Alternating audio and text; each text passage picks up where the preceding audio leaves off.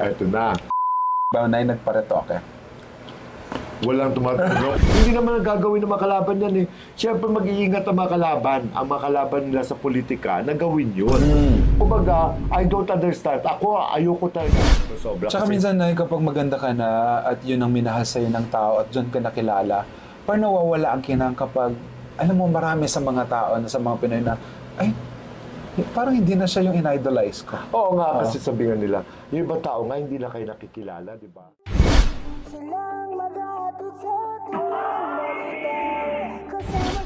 This is it, politics.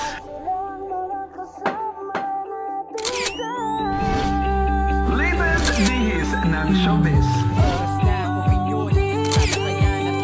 Ako na, Dira!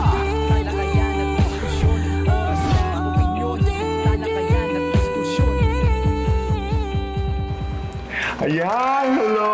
Anak, hello! Hello, at inaabangan na rin natin ng mga ating OOTians itong kanilang tambayan. Yes! Na tahanan. Kaya tara na, pasok na kayo sa dati yung tambayan na ngayon ay ginagawa ninyong isa sa inyong mga minamahal na tahanan.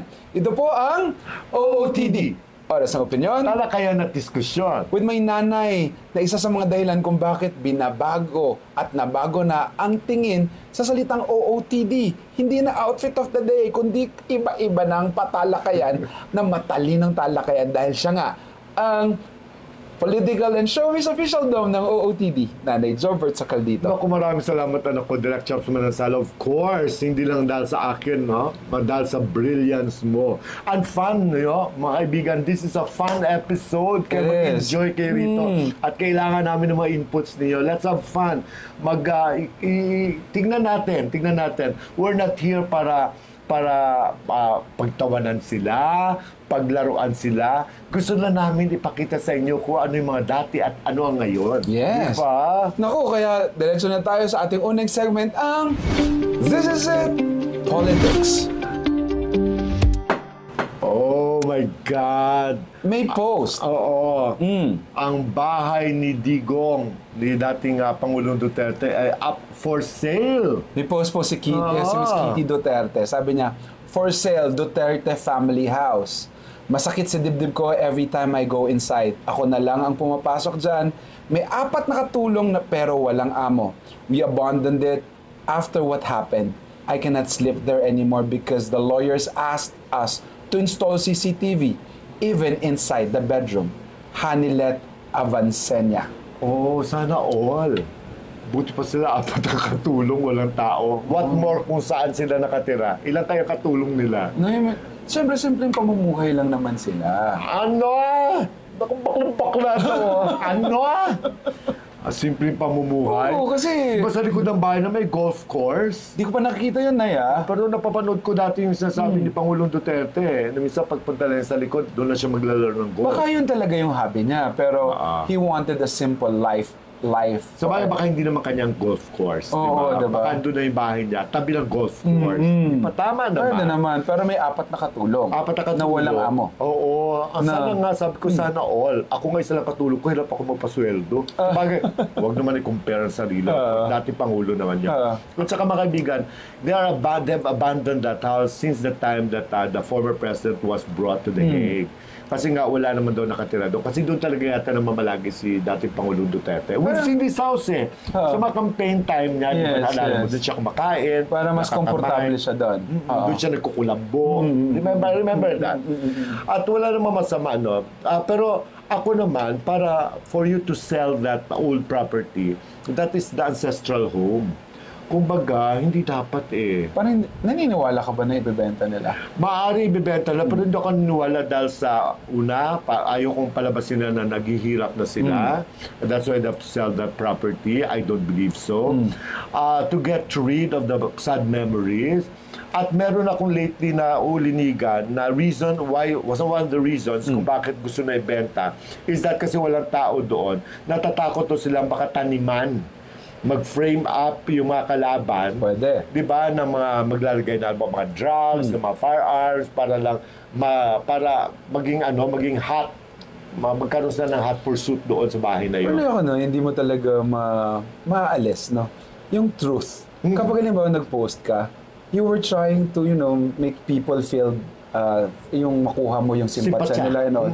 Pero para masabi mo doon sa ilang sentences na lang na yun na may 4 na katulong na walang amo, parang ano bang pinanggagalingan doon? Ano ba problema ng batang ito at saka ni Hanilet? Kumbaga, the Dutertes, alam natin, are very, very rich. Not just rich, filthy rich. Kaya nga ayaw lang pabuksan ang kanilang mga bank accounts eh. Pero doon sa bahay na yun, ang sasabi ko lang, may nag-post nga isang ka-FB friend ko nag-post, sabi niya, eto daw pinakamalungkot na photo na nakita niya sa tanang buhay niya. Nakita niya parang ganun siya ka-attach sa mga Dutertes. Yung picture nga ng bahay na ito na up for sale. At ngayon ay nakapadlock na. So, ibig sabihin nakapadlock na, wala na yung makatulong, wala na nakatira sa loob. Abandoned na talaga. Kasi ito nung pinost ito ni Kitty Duterte, ay hindi pa ito nakapadlock. Kumbaga, talagang ibinibenta pa lang, may nakalagay na for sale. At saka may number pa nga doon na cellphone number ng agent siguro. Pero ngayon nakapadlock na rin yung bahay. So, ibig sabihin, I don't know bakit nakapadlock. Kapag nakapadlock, ibig sabihin, may mga legal issues dito. May mga... Saka bakit mo ipapadlock kung may taong 4 na andon? Yes, oo. At saka kung binibenta naman, kung may buyer, sino kakausapin doon pag dumalaw yung bibili, alam ba ikaw, bibili ka, punta sisilipin mo. So nakapadlock siya, so may tatawagan po number bago pumunta. Pero asan na yung 4 na katulong, baka nilipat na sa ibang mga Duterte families. Pwede. Pwede rin. Or pwede nag-maintain na isa lang. Pero alam ba, ako lang, why do you have to post something like that? Where in fact, Dutertes are the Dutertes, and that house it could be a tourist spot. Yeah. It is an ancestral home na kung saan kami nga, hindi naman kami ganun kayaman. Hindi namin, wala sa utak namin na ibenta yung ancestral house namin. Kasi nga, that's a lot, there's a lot of memories there. And why fear na baka taniman na makalaban? Ilalagay niyo yung mga gwardiya nyo. Diba? Na wala makakapasok. Diba? Lagyan ninyo ng mga, alam naman nila na syempre trespassing yun pag pinilit na pasukin na syempre wala namang, hindi naman mortgage yun, hindi naman hinila ng bangko yun, kanila naman property na yun. Ba't kayo matatakot? May mga tao kayo sa loob that will serve as witness na may pumasok dito ng mga tao, tinaniman ng mga bala, tinaniman ng mga ganito. Hindi naman ang gagawin ng mga kalaban yan eh. Syempre mag-iingat ang mga kalaban nila sa politika na gawin yun. Kumbaga, I don't understand. Ayoko talaga if I were the Dutertes, hindi ko dapat ibenta yan. Kasi that would serve as the great memory na dito kami nagsilakihan, dito kami nagsimula. At saka, for sure, maraming kwarto yung malaking bahay yan. Ano yung pagpupost na ito, maraming mga Duterte na nalungkot. Oo, nalungkot sila. Naniwala sila na parang, ibibenta na. Ang dami mga speculations, naghihirap na ba nga talaga sila? Or bakit ang sakit? Do you wanted to forget about the pain and all?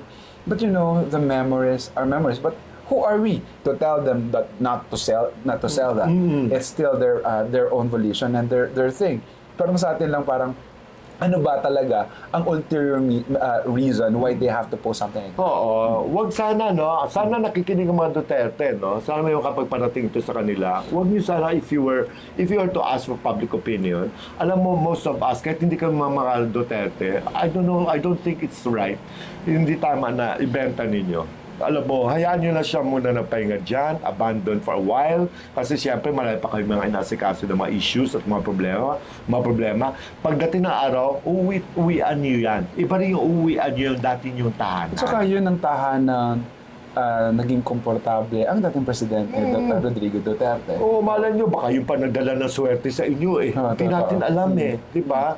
So yun ang pinag-uusapan natin ngayong bahay na yun. Para bang feeling namin, OA lang. O yung announcement niya that it is for sale. Magkano yung bahay? Magkano ang bahay, sabi ni Pangkoy? Kasi bibilin mo ba, Pangkoy? Oo. Pinag-iipunan na ni Pangkoy. Magkano daw ba yung bentahan ng bahay na yun? Kasi meron akong buyer. Magkano ba for... Hindi pala. Oo. Meron mga commission siya, 3%, 5%. Di ba? Sayang yun. on a serious note, no? May bibili niyan. Meron. At kung magkano man yan, kasi it's something eh. Oo, Diyos ko. May pinanggagal, may pedigree yan eh. Oo, no? Kumbaga, bahay ni Duterte, kahit kung sabihin mo, Diyos ko, may presyo yan.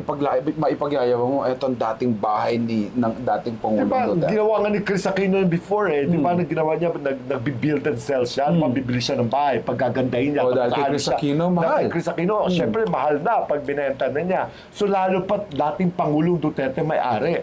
Oh my gosh, kahit times 3, times 5 pa yung presyo ko sa original na presyo niyan. Maraming bibili niyan. Pero nalulungkot din ako sa ginawa niyo, sa kalungkutang ginawa ninyo. Doon ako nalulungkot. Hindi ako nalulungkot na ibinibenta niyo yung bahay.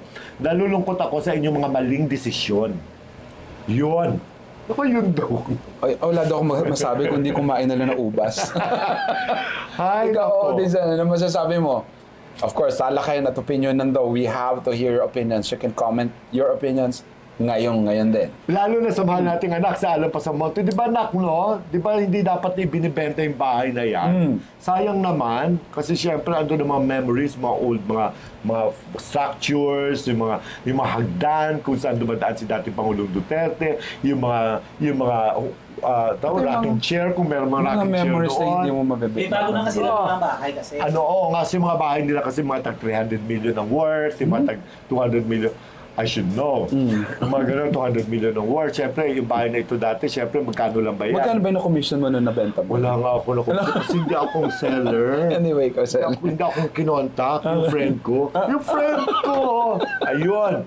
Marami na sila. Ako. Pero kahit marami ko yung bahay, alam mo, pwede nyo ibenta ibang properties, pero not this house. If Totoo. you were to ask me. Totoo naman. Oo. Totoo naman. Seriously speaking, okay? Yan. Yan. Susunod na tayo sa ating next segment, ang latest biz ng showbiz. Alam mo, di ba? Pag kumain ng ubas, ganito. Ang sweet. Aray ko. Di ba? Kasi, walang gawa sa mukha ko. Pero, hindi naman ako gumanda. Mag-uusapan lang naman natin, mga OT-jans, ay mga salamat po, doktor, ng mga artistang nagparitoke. Pero, Ito, latest batch yan. pero ito na, hindi man latest batch. I mean, disclaimer lang natin na pwedeng i-deny na mga artistang pag-usapan natin o pwede na i-confirm. At saka mga kaibigan, ito naman, ang papa-enhance naman ng mukha, lalo sa mga celebrities natin, ay iba taga, is Kailangan din. Kailangan taga, because syempre, to entertain people, alam mo ang kanilang puhunan ay ang ganda. Syempre, kapag maganda you inspire some people, you get them hooked sa'yo kapag may tsura ka, may dating. Kasi kapag meron ka namang kakayanan, at hindi naman delikado yung papagawa mo, I don't think there's really a big issue here. Kumbaga, kaya ko sinasabing latest batch ito, because in the 90s or that time earlier, may mga sets na mga salamat po Dr. Beauties that we've talked about sa aming mga TV shows. Like, yung mga panahon nila, sila Regine Velasquez before. Mamaya, may mention natin as we go along. Ngayon, ito naman yung mga recent na mga stars na medyo hindi naman ganun katandaan na alam natin, di umano yung iba yung nagpagawa ng mukha. Ilong, mata, ngipin, iba talaga. Total renovation para akala mo avatar. Mga avatar ng mga mukha, Diyos ko, nakakatakot. Ano kayang feeling nila kapag tumitingin sa salamin pagising na sa umaga? Mukhang may listahan na rin sila na eh. Kaya ihanda nyo ng mga listahan nyo kung pareho tayo ng mga listahan na meron tayo. Na first in the list, Katrina Velarde. Ay, yan pala si Katrina. Parang nakita ko siya nung ganito pala nagtsura niya sa left. Mas, cute naman nun eh. Kaya nga siya nakilala kasi itsurang yun nung dati niya. Yes. Kakaiba. Unique naman unique. eh. Kaya naalala, hindi nakalimutan. Tapos nung nagpa-enhance siya, ang ganda. Ang alam ko, nag-asawa ito na foreigner na nag-produce ng kanyang mga albums. I don't know, alam ko parang, correct me if I'm wrong, parang pang nawala ba? Namatay ba yung kanyang husband? Tapos ngayon ay, yun, alam mo, ay correct nyo na kami. Pero nagpa-enhance siya. Pero maganda ha, in fairness yung enhancement sa kanya. Ang kinakabahan na ako, kasi di ba, there are times na yung mga nagpapa-enhance ay nagbabago ang boses, nagbabago ang kanilang mga, yung talento nila. Yung sa nose kasi. Oo, baka Pero Nay, nasal. recently ay pinaalis uli ni Katrina Velarde ang ilong niyang yun, yung Ay, pinagawa niya. bakit? parang something happened na kaya binalik na niya, tapos pinost niya na, eto, binalik ko na. May problema. Siguro nagpa-repair? Repair siguro? Or Hindi na maaaring parang nagkaroon ng problema and she has to, yung nilagay, yung may inilalagay kasi sa ilong kasi parang hindi naswak sa katawan niya or sa body chemistry natin, hindi nag-jive, maaaring pinaalis. Isingit nyo lang dito, no? With that kind sa mga ilong, no? Tulad ng kay Snooki Serna, when she was much younger. Matangos ang ilong ni Cookie Kaya lang parang bang masyadong protrude yung dito niya. May medical reason pala yun. That's why pina-repair. Pinagawa taga para to protect her from the harm. Kaya ngayon, pero maganda, ganun pa rin naman. Pero mas gumandang ilong ni Snooki ngayon compared to when she was younger, dumatangos siya, maganda talaga siya. Pero parang may tumutubo na parang tumatangos lalo dito na medyo tinanggal yata ng doktor. So kay Katrina, kung tinanggal, ano na kay tsura ni Katrina ngayon? Bumalik sa dati. Hindi naman but kasi minsan kasi yung nasa loob mo pa rin ang mas madalas, yung kung ano nasa loob ang nagpapaganda ng aura mo. Yung aura lang, pero yung next tayo? Ganun talaga. Ay, ganun talaga. Next, si Jonah. Si Jonah. Na used to be Jonalyn Beray. Jonalyn Beray. Alam mo, Jonah na lang. Gumanda talaga siya, nito napaayos siya. Tsaka in fairness, yung boses niya, hindi naman na-apektuhan. Hindi nagbago. Ganda ng boses at ng bata. At nakatulong lalo to enhance yung pag-idol mo kasi gusto mo perfect. No? Pero may napansin na ako, correct me if I'm wrong, ha? Kasi parang nung... You're wrong, Nike. Ay, sorry. Nakausado. Nung ayaw ko lang kung tama ako, ha? Napansin ko lang, nung nagpaayos na siya ng ilong at nagpalit na siya ng pangalan, parang dumalang yung kanyang mga works. Parang dumalang yung mga shows niya. Nung Jonalyn Beray pa lang siya, alam mo, ganun din tagang boses niya. At saka nasign naman tayo na yun ang ganda niya na time Tanggap naman natin Parang left and right ang kanya mga shows, mga out of town, na mga engagements. Pero nitong gumanda na siya, ay parang bang select na lang. Nawala yung kanya kasing, yung original her. Malamang, no? Baka naka-apekto rin yun siguro sa kanya or baka choice nila na mamili ng shows. Or baka dahil sa dumami na rin yung mga kasumabay sa kanya. Na magagaling mga din. choices.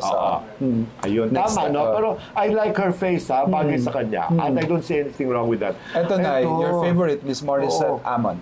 Di yan pa nagkatagang nose niya. Huwag mo i-deny, Morissette, kung yun ang nose mo at yan ang nose mo ngayon, huwag mo sabihin hindi ka nagparitoke. Nose mo na. Diyos ko, nose mo na yan. Diyos ko, baka ako na magkaso sa'yo. Hindi, joke lang. Pero, sabi ko nga, walang masama. Walang masama, no? Gumanda siya. Ang laki ng ganyan. Ang layo. Ang layo. Kumbaga, pero, aside from sa pagpaparitoke na pumayat kasi siya So parang na-define pa lalo yung kanyang pag-e-enhance. Bagay sa kanya, no? Bagay sa kanya. I'm not sure if the lips also parang may sa lips din siguro nga. Basta mahalaga, abot mo lang yung kanta mo, okay lang ako. Abot na abot. Niya, Ito na, singer din, Janine Berdin. Ito inamin niya to Alam ko before even she went into that enhancement. Ang layo, no? Ganda, no? Galing naman ng doktor niya. Di ba sa tawag ng tanghalan na to? Oo, siya nag-champion, di ba? Alam mo, minaalala kong contest natin sa ABS Paalala nyo nga sa akin, mga kaibigan natin ng mga viewers dyan. Di ba may show dati sa ABS na ang winner ay dinadala sa mga doktor para iparitoke. Yun yata ang talagang major prize. Isa sa mga. Kumbaga, basta right after the contest, ang ginagawa, ini-enhance sila. Tapos lalabas sila. Maganda na. Parang you're a star now. Parang ganyan. Ito si Janine, no? Grabe, no? Oo. Ganda ng pagkakagawa. Ganda. At saka bumahata siya. At nakatulong. Malaking tulong. Unlike sa iba, pag lalong parang lalong gumaganda, parang... Basta safe lang, anak. Ako naman yung aking sasabi. Basta medically safe. Alam mo yon. Next tayo. Ito, SB19 na si Pablo. Totoo yan? Si Pablo ba talaga sa kaliwa? Sure ka? Ang laki ng development. Sobra. Pero hindi halata na nagparitoke siya. In fairness sa kanyang face. No, hindi no? Hindi halata, naritokado siya. Kasi ako, hindi naman talaga ako sa kanila noong nag-uumpisa sila. Ngayon talagang naalala ko mukha itong sa ngayon. Pero yung dati, I'm not sure if... Oh? Pero naalala ko, alam mo, maganda yung mga pagkakagawa talaga lately. Iba na talaga ang technology ngayon. Kasi nung panahon nila Vernie Varga before, di ba, tangos na tangos ang ilong niya rito. Pero nakasanayan na natin yung Vernie because she's beautiful na. Right after that, no? Makita mo yung mga tahi dito na mga maliit, di ba? Ito, walang halata, Ito, no? wala ka makita mga tahi. Parang sa loob lang yata yung mga, I don't know how they do it, pero my gosh, hindi ko alam na ritokado si Pablo. No? My God, ang galing. Well, Kamukha niya si Hermes. Hermes Bautista yung dati Ay, winner sa oo. PBB. Winner ba siya? Oo, winner yun. Winner yun. Alam mo na. Winner yun dati. Ay, sino to? Akala ko sa Ate Gay. Si SB19 Stel. Totoo ba yan? Or baka ginawa na parang Jim Carrey din na si Jay Cuenca? Kung yun talaga mukha niya before, totokado siya ngayon, ang ganda ng pagka-enhance sa kanya. Di ba? Ang layo. Parang lalaking Ate Gay. No offense meant, ha? Di ba sa kaliwa? Pero kung yun ang mukha niya, oh my God, napakagaling, brilliant yung doctor. Oo. At saka galing to kumanta. Grabe ang boses Ay, hindi mo nito. na matatawaran talaga yung kanilang angking talento. International ang standard. Oo, no? Oo. At saka kapag kumanta, naku, talagang tatahimik at manunood at papanoorin mo lang Diyos sila. ko, dati yung mga kanta ni Charis, ni Celine Dion, Oo. pag kinanta ni Charis, hanga-hanga ka. Nice. Pero nung kinanta na ni Stel, my God, parang ba natabunan na si Charis sa sobrang husay. Makalimutan mo na, no? Oo. Parang si kay Stel na bigla, no? Kay Parang- Stel na ako. Parang, ano yun, parang he owned it. Yes, Oo. he owned it. Oo. Ayan na. Talagang paborito mo si Stel, pabalik-balik ka. Oo, si Pangkoy, siguro mahal naman niya si Stel. Si Angeline. Si Angeline, at least yung batang ito hindi nagsinungaling. At In hindi fairness sa nagbago. kanya. At hindi nagbagong ugali. Nagbago man ang itsura Napakabait. niya, na hindi nagbago ang Oo, ugali. boses, pagkabaliw, alam mo yung cute-cute na bata ito, gustong-gusto ko ugali niya. Kumbaga, yung pagkakikay niya, tsaka wala siyang pakialam. Dati nga, di ba, meron siyang parang sungke sa ngipin na parang ayaw Wala, niya pinagawa din niya? ayaw lang paalis kasi parang sinasabi na swerte niya yun. Oo. O parang Sharon Cuneta, di ba, pa may sungkit, Oo, swerte. oo, Oo. oo. So, pinatanggal na, napansin mo? Parang wala na rin eh. Nakasara kasi yung bibig, hindi ko naman Pero makita. parang pag kumakanta na wala na eh. Parang nagbago na rin yung shape ng Pero I love this girl. Gusto She ko is. yung She's lovely. pagka-natural Oo, niya. totoo. Next Liberated tayo. pa. Okay, next. Sino to? Si Chi Chi Filomeno. Sinong Parang hindi bata pa lang naman siya dyan. Di ba pag bata naman, nababago naman talaga yan pag nagkakaedad niya. Pero yung mata niya, tignan mo. Ay, oo, nagbago. Oo. Tsaka yung lips niya. Oo. Siguro ano Bumagay, pagawa. Bagay sa kanya. Tsaka nung bata siya, cute din naman siya eh. Oo. Next. Ang ganda niya. Next, Tony Fowler. Ay! Sabagay, maganda na siyang dati. Pareho lang. Maganda siyang dati. Hindi, parang nagsingkit lang yung mata. Ay, pero siya yata mismo nagsasabi na pinagawa niya. Yung puwet boobs niya, yata? yung puwet. Oo. Yung puwet niya, parang pinagawa niya. Ito yung Pero yung sikat lips niya, parang ganun. Parang pinagawa nga rin. Pinagawa, Pero maganda bagay sa kanya. Ito sa Arce Munoz. Ito yung sasabi na napagawa, kung kailan napagawa, tsaka siya tsumaka. Hindi, Totoo ba yun? nung una niyang paggawa, na-enhance gumanda naman. Tapos nagpaugawa siya uli, lalo siyang gumanda. Nung pang next and next, namin naman niya sa show ni Tito Boy sa Fast Talk? Fast Talk. Na parang pinagsisihan niya along the way na parang na-addict ba siya or something? Addictive yata nga talaga, yung mga injections na yan. Kaya nung pinagawa niya, para bang instead na na-enhance, parang napasama. Yung pinaka-last. Sa bibig yata yun. Yung sa bibig. Last yata niya. Lalo na na-i-post yun noong panahong healing pa lang yung lips niya. Kasi maga pa yun. Oo. Pero ngayon, is she okay? I think she's okay. And sabagay. she has a lot of projects now. Siya ba yung nakita doon sa isang economy class na aeroplano papuntang abroad kasama isang vice mayor na isang bayan? Oo, di umano. So they're dating yung lalaki natin. Hindi sila nagde-date agad, kasama niya lang, ikaw. Ay, mas malala yung magkasama na abroad eh. Hindi, pero pinag-usapan natin yung route, okay na, hindi yung Ay, dating. Ay, nagtanong lang. Okay. Sorry. Ay po. Diba? Bunti ko lang matumba ito. Bunti ko lang mapamura. Ayun, RC, sorry na ka. Kasi pero she senior ko na. remained to be really kind. And she knows what she wanted. And she would really still fight for it. At yung mga natutunan niya with all the retoques and all, she used it as a power. Di ba alam ko mayaman na to eh. Nagka-jowa siya na parang isang prinsipe. Ay talaga? Ba't ka-economy siya doon papunta napakalayong lugar? Hindi kasi parang hindi sila mahalata na nagde-date. Ito, ano talaga ako sa... My God, ang pinag-usapan natin rito, okay? Ay, okay ba? Back to me. Ang bilis. Oo, pero alam mo, baka, kasi ako lang siguro, baka dahil sa takot ako mag-long flight, Nakainis mga ka. 10 hours, mga 8 hours, siyempre gusto ko naka-business class ako para nakaka-recline ako. Next tayo, Pangko, ikaw kasi. Oo, hindi. Ito naman, di rito okay yan. Sa Jerica Panganiban, my God, she's so cute. Even when she's a girl, little girl. Grabe ka, Pangkoy. Oo, next. Ang gitera. Ay, wait lang, ba yan? Si isa pa, may isa pa. Lani? Si Lani Misalucha. Oo. Si Lani Misalucha, inamin naman niya yan na nagpaayos siya. At saka hindi magdinideny. Pero ako na, ini-imagine ko lang. Even si Regine Velasquez. Kasi akala ko si Regine dati, hindi naman gano'n kasingkit yan. At tapos, kumbaga, parang something ginawa sa kanyang face, no? Si Pops Fernandez, one time parang, I don't know, kung tinanong ko ba sa kanya o tinanong ko sa friend ko na close sa kanya. Hindi ba siya natakot pagising na ng umaga na she completely to recognize herself. Kasi iba talaga layo na mukha niya eh. Pero iba Layo kasi. na mukha niya, tapos ikaw na. Halimbawa, layo na mukha mo, tulad detach later. Tapos pagising mo, iba na mukha mo. Hindi ka ba matatakot? Hindi ko ikinagwapo or ikinaganda mo yun, okay lang. Kung Pero dati-dati. alam mo, hindi ikaw yun ah. Siya nagpagawa eh.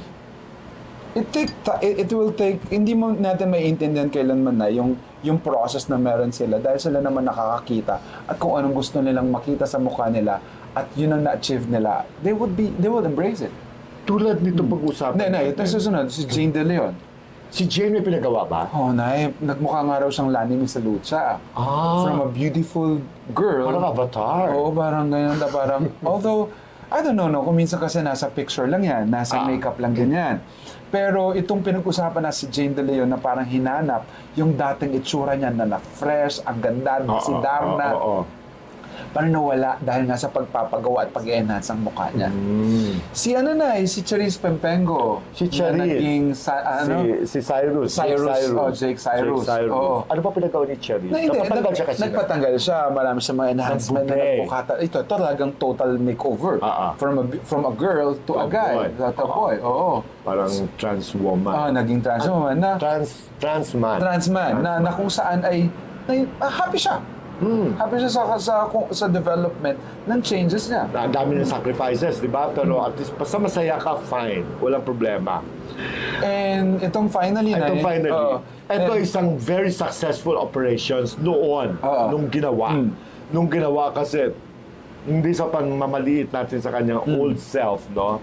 Ipapakita natin siyempre ang transformation from Sanderford before at Sanderford ngayon. Ano pangalan niya dati? Ang pangalan niyan is Marlo. Marlo Aquino. Marlo something. Marlo Aquino. Sorry. Marlo. Si Marlo na taga Cavite yan eh. Di ba, minanage na David Bowie at saka na Vince, no? Si Vince. At pinagawa sa isang clinic, no? Sa program ni Miss Corina Sanchez. Pinakita yun doon eh. It was a hype. Talagang ang hinintay ng lahat ng tao sa nag-rate talaga yung Ay, sobra. Sanchez Diyos ko, kahit anong show, siguro magre-rate talaga yun. Diyos ko, tignan nyo lang. Hindi pang insulto. Tignan mo yan. Diyos ko, kahit Hollywood show, kahit The World Tonight. Galing ng doktor, no? Ang galing ng doktor. Ang husay-husay. Diyos ko, imaginein mo kung paano na-achieve ito and after that. Kung di mo lang siya kilala before, baka you will fall for him instantly. Kumbaga, Diyos ko, hindi mo isipin na siya pala yun. Tapos nagkaroon ng problema nga sa kanya, nagkaroon ng kontrobersiya, parang yumabang siya. Nainamin naman ni Sanderford na nagkamali siya doon, tapos biglang binitawan siya ng lahat ng mga taong sumuporta sa kanya, nag-umpisa siya. Including his managers, no? The managers and even the doctors who used to really, check on him. Kasi may mga follow-through pa yan after ng pagpapacheck, no? Tapos nung yumabang siya, syempre, eventually, napabayaan siya kasi ang pagpapaganda ay kalakip nun ay pera. Kung wala kang pera, the maintenance. So, nawala na siya, unti-unti na, dito natin nakikita na maintenance pa rin. Kahit nagpaganda or nagpagwapo ka, kung wala kang pag-maintain, ay pwedeng bumalik. At ang balita ko lately ay bumabalik na yung dating mukha niya. Ano nangyari na agnas yung mga ano? Na, Hindi naman agnas na eh. Maaari kasing wala na siyang exercise kasi kailangan mo pa rin ng ganoong... ay, yung ilong tignan mo, ano, lalaki siya ulit? Hindi naman, nandyan na yung ilong eh. Ako, Hindi, just asking, kasi na, pag lumalaki ang mukha mo, Lumulubog. tumataba ka, siyempre nagbabago ang lahat ng structure ng iyong mukha. Tapos na, yung tumaba din siya eh. Tumaba din si Sander. Tapos yung ngipin. Oo, yung ngipin, siyempre. Parang sira-sira na Oo. lang eh. Sabi ko, grabe, kawawa tong batang ito. Na-reach na niya yung pangarap niya na binitawan. Pero, Sander Ford really has a story na pwede natin kuhanan yung kanya. Well, aside from the pagpapareto kanya, yung pagkuha ng mga bagay na pwede natin kuhanin sa story niya. Malaking bagay yan. Alam mo, syempre, psychologically, it has affected him. It did. Yung mental health ng Ako nga, sabi ko, bata. nung nakikita ko yung manager niya na makakasama si Jojo Mendez, sabi ko, kung pwede nga lang nilang tulungan sana si Sander. Kasi, one time, nakatulong din naman kila Bowie si Sander. Sumikat kay Sander, minimat na tindi, panang star image management company nila ay nakilala because of the Sander Ford. So ngayon, alam mo tama ka, if you're watching Jojo Mendez, anak ko, bahal ko yan, anak-anakan ko yan, tsaka yung mga managers si David at saka si Vince, totoo yan, total tumutulong din lang kayo sa mga hindi nyo kilalang tao. Why not give also a chance dito kay Sander? Tulungan nyo rin siya na kahit papano ay, kasi ang alam ko, hirap na hirap doong batang ito. Wala siyang kapera-pera, wala siyang project. Tapos nga, nababago na kanyang mukha. Tulungan nyo siya. Total, you have the, meron naman kayong mga kwan eh. Mga resources eh. Oo. Ay, naku. Yun ang mga listahan Pero natin Diyos for ko, now. pag wala lang yung picture sa kaliwa, tsaka yung picture sa kanan, Diyos ko, pakakasalan ko to eh. Oo, Hindi iba kasi ka, Sander. sa picture niya ng ilaw, nakatulong din yung ilaw eh. Pero sa akin lang, kung may Hindi lang mga... ilaw na, talagang tulong taga, laking tulong.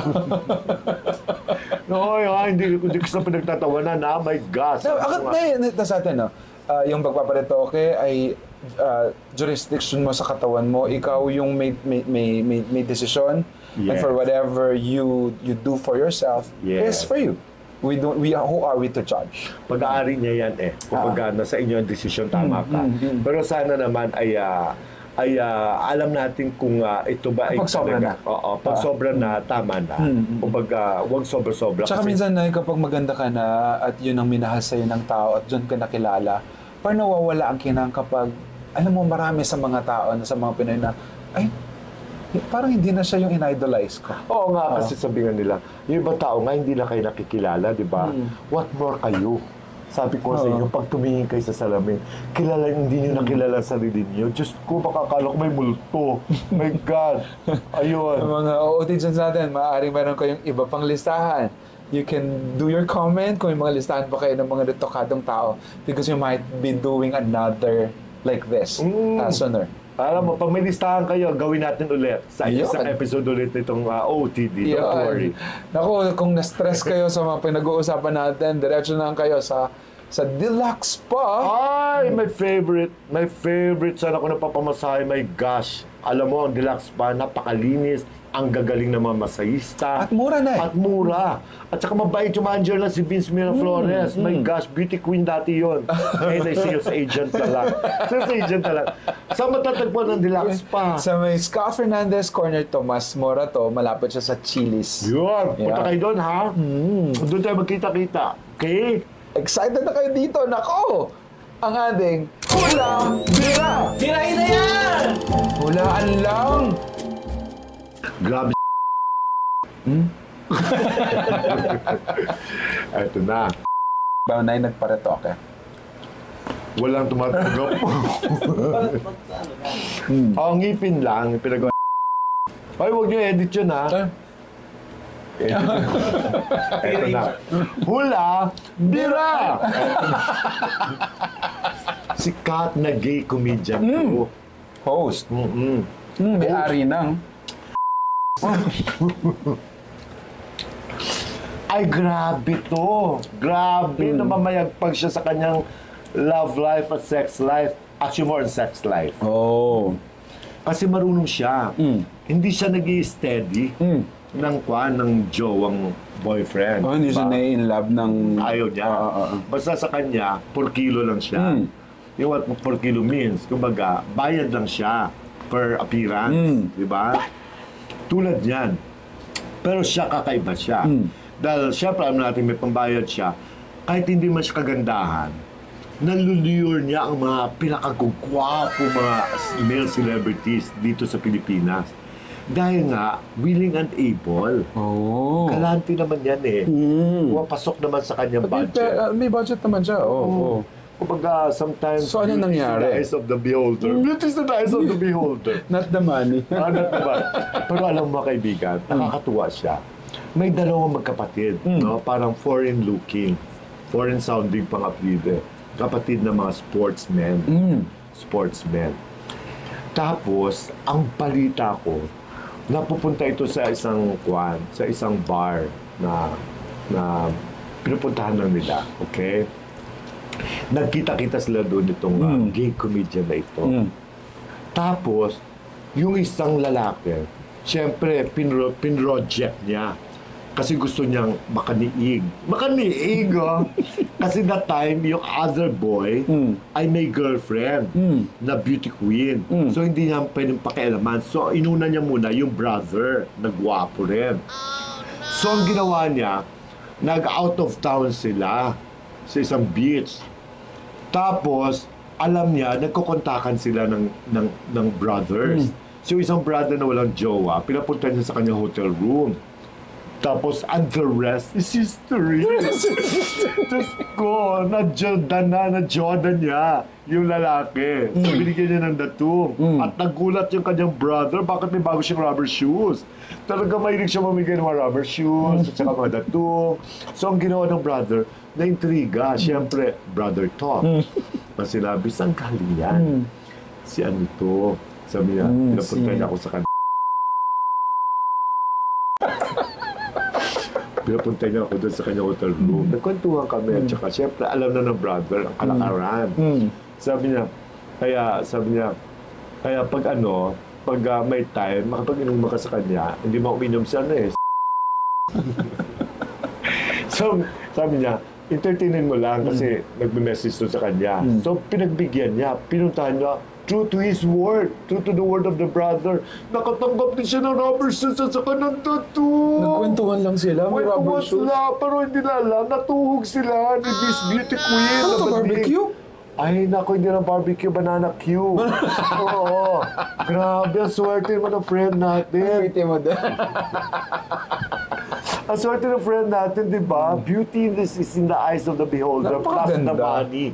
Plus the money. Kaya hindi kailangan enhancements dito. So, sino ang pinag-uusapan natin? Kung ang pangalan niya na ang clue nito, ang apelyido niya may letter K? Uy! Patanggalin mo naman. Pero actually, hindi naman talaga K yan. Oh. Q yan originally sa apelido niya. Q, parang barbecue, ganyan? Yes, banana Q. Alam mo sa'yo, di ba? Eto ngayon, yung K na yan was derived from Q sa apelido niya. Kaya yung screen name niya. Di ba, friend? Bakit? Pero yung mga boys, huwag natin pangalanan. Mas hulaan nyo na lang. Wapong dalawang magkapatid na sports boys. Na isa doon naging boyfriend dati ng isang international beauty queen. Oh. Wow. Runner-up eh. Iba ka. Mukhang walang maiiwan ngayong oras na ito. Nako. At sana nag-enjoy kayo sa panibagong episode na naman ng inyong inabangan. At sa lahat ng mga nag-enjoy pa lang ngayon, pwede kayong mag-subscribe. Yes. At pindutin yung mga notification bell para ma-update ko sa mga live videos namin dito. Yeah. Naku, dumadami na tayo. At kareng ega-naga ng Kapampangan na Manal Beken, marakala, salamat. Lalo na kareng taga Minalin, Pampanga. Happy birthday kay Ethan Rosales, ha? Belated, ha? Sayang, ako nakapunta kasi out of town ako. Yes. Oo, talaga lang. Ito po ang OOTD. Oras ng opinion. Para kaya nagdiskusyon. With my nanay na ang cute lang ng blind item na yan, ha? Oo. At at least hindi sila mauupo sa row 4 na tinatawag nila. Minsan-minsan naman, papoy naman natin sa mga pang-sumakumlaw. Ang ating mahal na Nanay Jobert Socaldito. Salamat na marami mga anak, Direct Chops Manasala. At sa inyong lahat, I love you so much, okay? Oh. It's already July. Yes. It's already July, kaya you take care everyone. I-embrace natin yung pinakamagandang riddance na ito or ng blessing at biyaya ng July. Yes. No? Sa akin lang na bago we say goodbye, no, ang pagpaparetoke ay hindi masama. Wag lang sanang sumobra. Anything that is sobra that is too much is very wrong. At the end, importante lang ay mapagbigyan mo ang kung ano ang sa tingin mo ay tama at walang ni isa sa atin ang pwedeng mag-judge sa bawat isa. Maraming salamat and may God bless everyone. Bye. We love you. Pangkoy! Pangkoy, my gosh. Leanne Miclot and Rimar Buado. Yes, Leanne Manasala Miclot. Okay? Love you guys.